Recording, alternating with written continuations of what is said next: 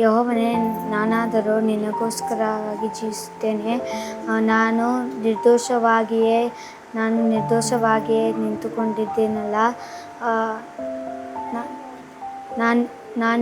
ನಾನು ಕದಲದೆ ಯೆಹೋವನಲ್ಲಿಯೇ ಭರವಸವಿಟ್ಟುಕೊಂಡಿದ್ದೇನೆ.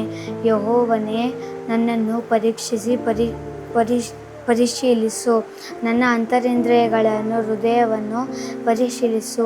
ನಿನ್ನ ಕೃಪೆಯನ್ನು ನನ್ನ ದೃಷ್ಟಿಯಲ್ಲಿಟ್ಟಿದ್ದೇನೆ.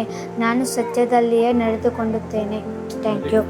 ಅಪೊಸ್ತಲರ ಕೃತ್ಯಗಳು 7ನೇ ಅಧ್ಯಾಯ 49-50ನೇ ವಚನ. ಆಕಾಶವು ನನಗೆ ಸಿಂಹಾಸನ, ಭೂಮಿಯು ನನಗೆ ಪಾದಗಳಿಗೆ ಪೀಠ.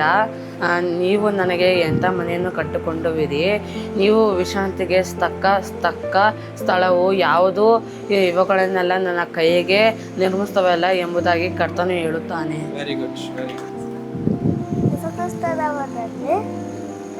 ಎಲ್ಲರಿಗೂ ಒಂದರ್ಥನು. ದೇವರು ಲೋಕದ ಮೇಲೆ ಎಷ್ಟೋ ಪ್ರೀತಿಯಾದಿತ್ತು, ತನ್ನೊಬ್ಬನೇ ಮಗನ ಕೊಟ್ಟನು. ಆತನು ನಮ್ಮ ನಾಶವಾಗಿದೆ ನಿತ್ಯ ಜೀವನ ಪಡೆಯಬೇಕಾದನು ಆತನನ್ನು ಕೊಟ್ಟನು. ಸುವಾರ್ತೆ 3ನೇ ಅಧ್ಯಾಯ 16ನೇ ವಚನ.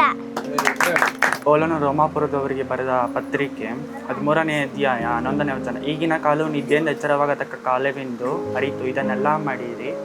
ನಾವು ಕ್ರಿಸ್ತನನ್ನು ನಂಬಿದ ಕಾಲದಲ್ಲಿ ಇದಕ್ಕಿಂತ ಈಗ ನಮ್ಮ ವಿಮೋಚನೆಯು ಹತ್ತಿರವಾಯಿತು, ഇരുಳು ಬಹಳ ಮಟ್ಟಿಗೆ ಕಳೆಯಿತು. ಪೌಲನು ಕೊರಿಂಥದವರಿಗೆ ಬರೆದ 1ನೇ ಪತ್ರಿಕೆ 5ನೇ ಅಧ್ಯಾಯ 7ನೇ ವಚನ. ನೀವು ಹುಳಿಯಿಲ್ಲದವರನ್ನು ಆರಿಸಿಕೊಂಡಿದ್ದರಿಂದ ಹಳೆ ಹುಳಿಯನ್ನು ತೆಗೆದುಹಾಕಿ ಹೊಸ ಕಣ್ಣಿಕದಂತಾಗಲಿ.